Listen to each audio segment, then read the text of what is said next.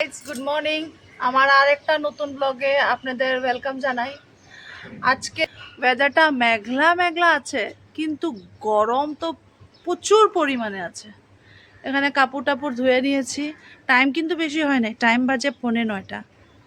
এদিকে আমার অনেকটা কাজ আজকে হয়ে গেছে, ঘর দুয়ার মুছে নিয়েছি। আজকে থার্সডে, জলদি জলদি পুজো দিয়ে, কেন কি আমি বৃহস্পতিবারে ঘরটা বসাই।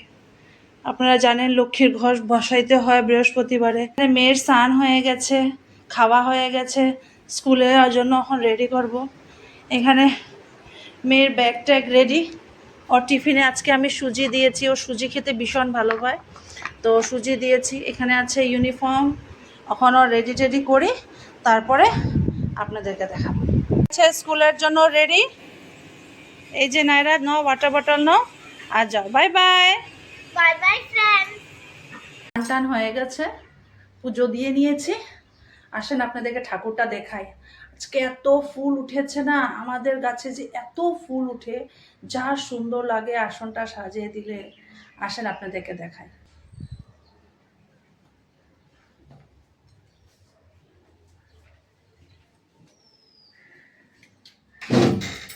এটা হয়েছে আমার ঠাকুর, অনেকগুলি ফুল দিয়ে পুজো দিয়েছি।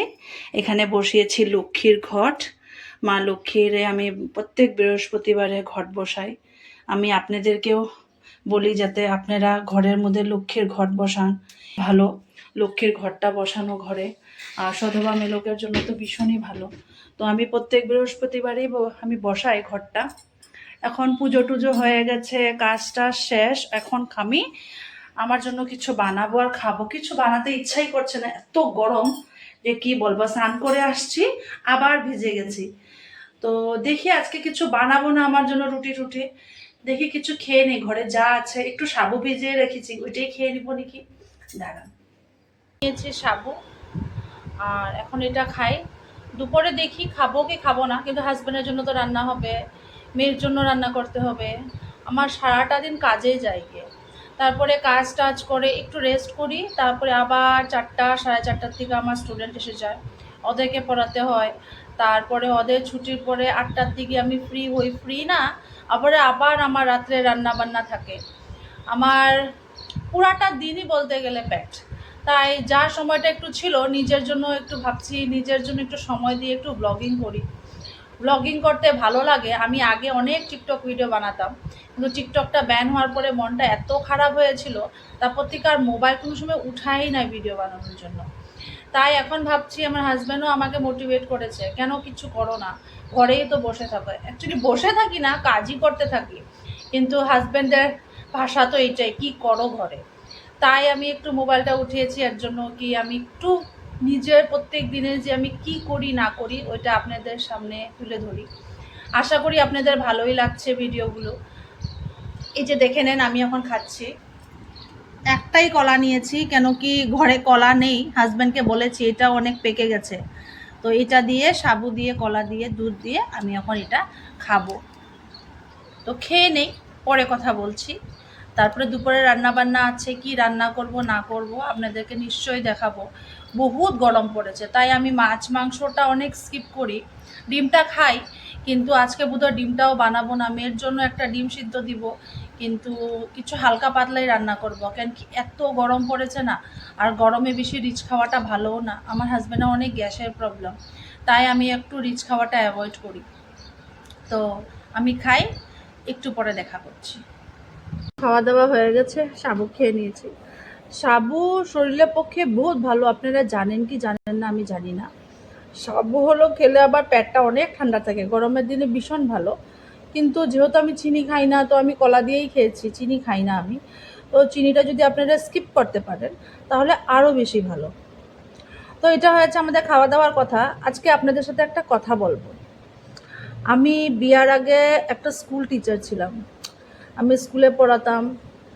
তারপরে বিয়ার পরে আমার হাজব্যান্ডের একটা কন্ডিশন ছিল কি, বিয়া হওয়ার পরে তোমাকে হাউসওয়াইফ থাকতে হবে, যেহেতু আমাদের পুরা ফ্যামিলি ব্যাকগ্রাউন্ডে কেউ মেয়ে লোকরা বাইরে যায় না ঘরে, ওনার থিঙ্কিং আর কি। তো আমি বলেছিলাম আমি এত পড়াশোনা করেছি, আমি যদি আজকে ঘরে বসে থাকি তাইলে কি হবে, আমার মা বাবা এত আশা করে আমাকে পড়িয়েছে। তো উনি আমাকে একটা কথা বলছে, ভীষণ সুন্দর কথা বলছে, দেখো কাজ পড়াশোনা করলেই যে কাজ করতে হবে, কামাই করতে হবে, কোনো না, মানে এরকম, এটা হলো একদম মিথ্যা কথা।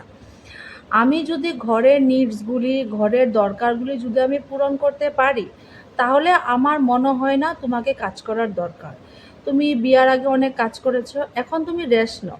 তুমি আমার সাথে বিয়া করেছো, আমি তোমাকে কোনো সময় তোমার টাকার আমার দরকার নেই। তুমি ঘরে থাকো, আমার বাচ্চাকে দেখবে। যখন আমার বাচ্চা অ্যাকচুয়ালি 3 বছর পরে হয়েছে, কিন্তু উনার আগের থেকেই কথা ছিল কি তুমি কাজ করবে না, তুমি ঘরে থাকো, কোনো আপত্তি নেই আমার, তুমি যা করা করো, কিন্তু ঘরের বাইরে গিয়ে কাজ করবো না। ঘরে থাকো, পড়াশোনা করেছো, যদি টিউশন পড়াও। উনি আবার কোচিং সেন্টার আছে, উনিও, আমি আর আমার হাজব্যান্ড এক স্কুলেই টিচার ছিলাম, তো ওইখানেই আমাদের ভালোবাসাটা হয়েছিল। তারপরে আমি তো স্কুল ছেড়ে দিলাম। তারপরে আমাদের বিয়ার 3-4 মাস পরে আমার হাজব্যান্ডও স্কুল ছেড়ে দিয়েছে মানে কি, উনি নিজের একটা কোচিং সেন্টারটা খুলে নিয়েছে। নিজের কোচিং সেন্টার খোলাতে ওনার সময়টা কম হয়, তাই মানে উনি স্কুলে সময় দিতে পারে না, তাই উনি স্কুলটা নিজে পার্সোনাল চয়েসে ছেড়েছে। তো উনি টিউশন পড়ায়, তো আমাকে বলেছে শোভা আমি তো হলো বাইরে টিউশন পড়াই, আমার নিজে উনার একটা রেন্টেড রুম আছে যেখানে ওর প্রচুর বাচ্চা আসে, ওইখানে উনি টিউশন পড়ায়। তো উনি আমাকে বলেছে তুমি এক কাজ করো, তোমাকে যদি হাত খরচার জন্য কিছু একটা লাগে তাহলে তুমি নিজে করে টিউশন পড়াও। যেহেতু আমি টিউশন টিচার, আমি তোমাকে অনেক টিচার মানে দিতেও পারবো, আর প্লাস অনেক স্টুডেন্ট দিতেও পারবো। আর তুমিও হলো একটা মানে এক্স টিচার, তো অবভিয়াস কথা তোমার কাছে তো স্টুডেন্ট আসবেই পড়ার জন্য। তো আমি ওনার কথাটা মেনে নিয়েছি, ভালোবাসতাম তো, তো ভালো মানে ওনার কথাটা মেনে নিয়েছি। আমি বলছি ঠিক আছে, আমি বিয়ার পরে জব করব না, তো আমি নিজের জবটাকে রিজাইন দিয়ে দিয়েছি। তারপরে হলো আমাদের বিয়া হওয়ার পরে আমাদের অনেক পার্সোনাল প্রবলেম হয়েছে, ঘরে ঘরোয়া প্রবলেম, আমাদের হাজব্যান্ডের সাথে না, আমাদের ফ্যামিলিতে অনেক প্রবলেম হয়েছে। তারপরে আমরা হয়ে গেছি আলাদা, আমি আর হাজব্যান্ড টোটালি আলাদা হয়ে গেছি। তারপরে কথাবার্তা আছে আমাদের ইনলসদের সাথে, কিন্তু আমরা এখন মানে এক ঘরে যাতে কি থাকি না। তো এখন আমি টিউশন পড়াই, ঘরেই টিউশন পড়াই। তো ভাবছি আমি টিউশন তো পড়াই, তারপরেও আমার অনেকটা সময় বাঁচে, তো ভাবছি আমি কেন না ব্লগিং করি। তো আমি ব্লগিংয়ের কথা ভেবে আমি আজকে ব্লগিং শুরু করেছি। আজকে না কয়েকটা ভিডিও আমার গেছে আমার চ্যানেলে, আপনারা নিশ্চয়ই দেখবেন, ভালো লাগবে আপনাদেরকে। আমি আমার ভিডিওটা সবসময় ভাবছি, মাথায় রাখছি যে আমি আমার ভিডিওটা বানাবো। ইন দ্য সেন্স আমি কোনো রকমের ফেক জিনিস দেখাতে চাই না।